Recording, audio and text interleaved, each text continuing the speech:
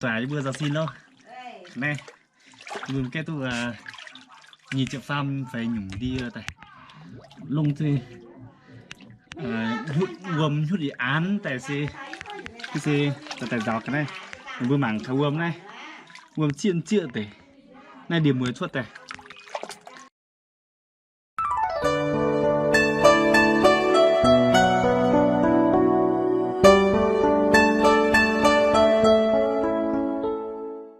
hello mình một tòa tay ngon nhận chung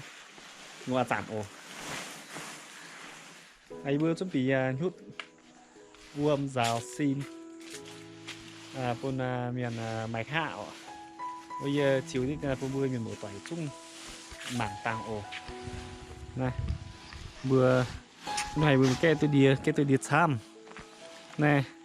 mà tí mà bữa mình cái tại mà tí hiểu như bữa tây bữa mình thành cái này mình vừa khi tụi đi xăm đó tụi bạn xăm nhổn đi này chút này mày làm cô làm mày nhì chẹp lên nhung đi giống này nó tế nó cảnh cáo còn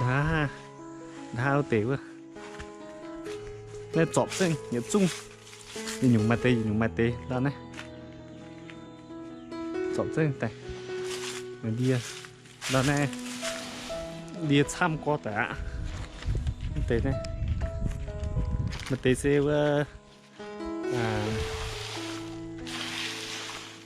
đi mà mày có khán tế xe mày hai nhung gì á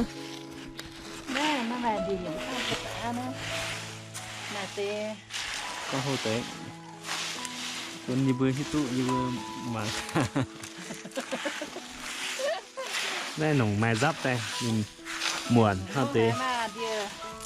địa phan luôn hả địa thông luôn hả đúng của em đéo luôn hả của tạm hê luôn hả nó điều hê luôn hả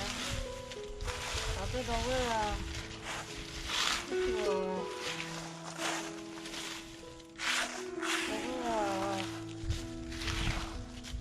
chả mất tuổi nhá tham tài tham tài chấm là trụ và xe mà tế này nên nổn chiên của tế xe trung hiểm này này nọ tế xe quảng đi nhau mà tế khoe khăn đó nhỉ nồng thốt hô này tham tài chấm trụ này cho đến tế chọc rồi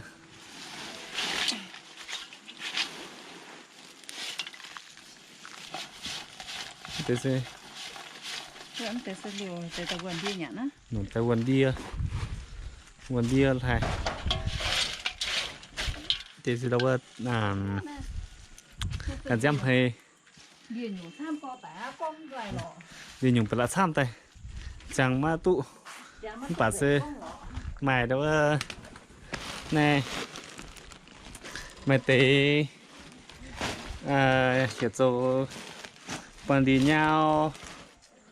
mà tế hiểu cho cụ tạm hay mà tế hiểu cho xì quang hiểu mà địa thông hiểu mày mà tế địa gian mà tế địa chùn mà tế địa phan anh ghim chuối là dìm tiêu đó thầy bữa tây bữa thành kẹt tôi chăm nên cháu chân tiêu sao thấy dừa lo thầy nửa mai dọn tế chiếm trong dọn tế đâu của anh đèn mà tế bình điểm hay ngút chăm hả ô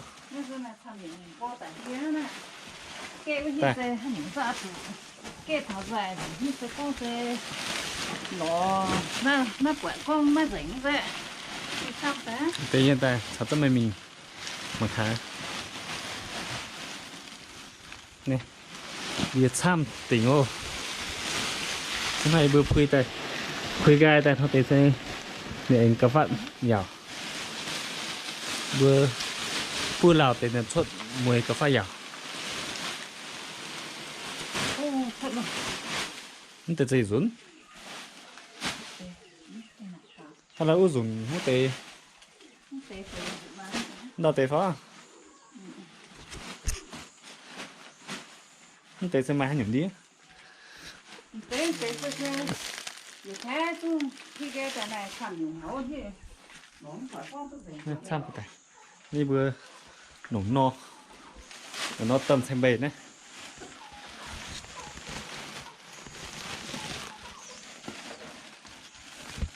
sao ăn chân nó sẽ đâm guồng đây ăn chân này pua pua pua quân tháo hạt sản này cho mùi nó thì chuột tại chia chia như thế tua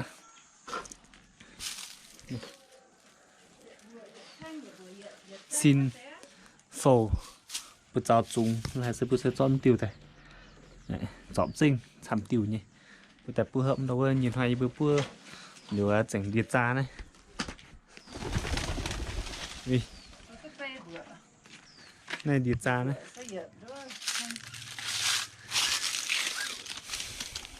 này là để sẽ bữa bọn đi nhau như nòm mà tế tiêu sẽ điệt chùn này điệt chùn sẽ bây giờ có phọ môn cái xìa bụi môn nó là nhìn nồng tiêu nó sẽ tiêu điệt dàn như này mà tế tiêu sẽ anh đâu bị điểm hay nên nòm này con xuân nắm này sam có thể hay là ô chỉ kinh mà tế điệt sâu mà tế tờ giam ní em mà tế đường quy nòm nó hay tham tỉnh rồi anh tiêu sẽ đó ghim tiêu dìm tiêu mà tiêu dìm chuối nó tham hải giờ đâu quay chiếu tiết tiên phần xuống chiếu tiết tiên tập phân bua miền một toàn mảng dẻo hay lọ in hoái lấy bua dầu đâu hút uom giáo xin nó mày chăm nhổn đi tại phần xuống con tiết tiên tập phân bua một toàn sáu chi mạng sáu chi hữu tụ dùng nó bua điền nhủng đến thang hải ha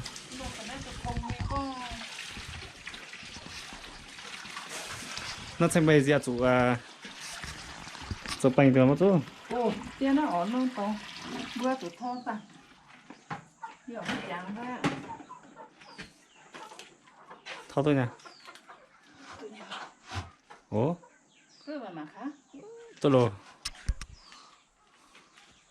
Hôm nay sẽ có đi bông khéo nhá. Tôi lồ, rồi. Sẽ ăn quang này mình. Điểm lo cái này phải thong nhớ. Nó chả thôi là một giây.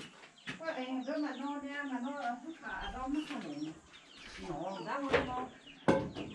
Hiểu. Cái này yêu chế tham tình ô. Mình trên đó cái đi nhằn like nhằn hàng ha. Nhằn bia. Nó cho còn đấy. Này vừa pua bộ miền mùa bị chung tay. Quản lý này thấy vừa giáo xin rồi này gồm đâu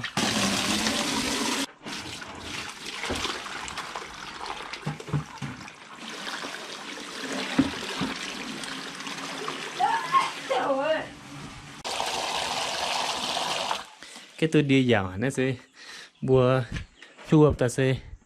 giáo xin pun thấy bây giờ xin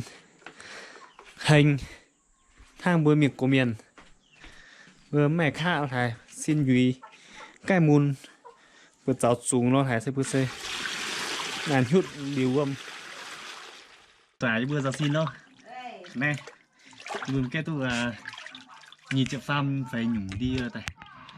lông thì hút gồm hút đi án tại xe tại giáo cái này vừa mảng thấu gồm này gồm chiên chữa để này điểm mới xuất này bữa chém bướm tôi chém lào ổ mà bữa hát toàn mà mình cái đi tại bữa giáo xin là sân tôi chém lào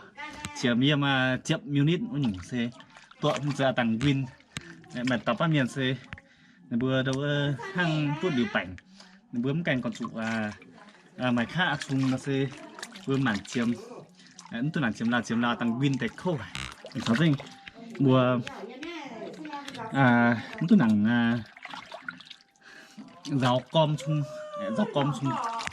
tăng ngàn nó tụ mấy có sẽ này bùa nhiều bùa mày khác hơn nhỉ giờ tụ rau bên nền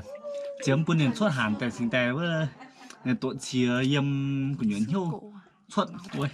nó sẽ đâu với bùa tàu miền của miền này khác là thầy bữa cháu bún muốn cái muốn là sẽ bữa sẽ chiếm đủ ít bữa dùng sẽ là sẽ dùng con này chung đâu thầy phong gì thảo tinh đâu với bữa miền Siton nó thầy hát giảng chung ý bữa này sẽ miền Siton yếm hà sẽ hát giảng cho chủ đâu giàu xin rồi quan hà mình em cháu rất là nhiều dùng điều này bữa chút sẽ bữa chút là chút nhiều dùngแต่sẽท่านตะเปอีหมวนบุญชุดใดgiao lưu nó sẽ giam hai phán phong thăng hóa bữa ảnh bữa ảnh đâu ô tại bữa nên con ta sẽ buộc giáo tội này thì bữa ít giản bữa này dành co tá hát giản chúng mình hai chúng giáo sẽ xin này bữa sẽ chiếm bữa nên giàu bữa nên open ha độ lần trình của này nhớ chúng xuất phí suất là lâu giáo tu triệu quân trong khả năng hẳn suất này ngày bữa tối nay giáo xin nhiều giàu biết giáo hiền nhiều giàu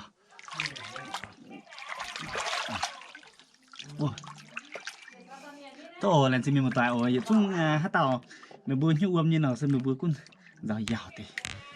chiếm miền triệu quân trong những xe chiếm những xe xuất tại sân xe hình như xin hình hát tàu cái muốn chung chiếm được chung chiếm ít bữa dùng xe cái chung lồng gì tổ lần trình bye bye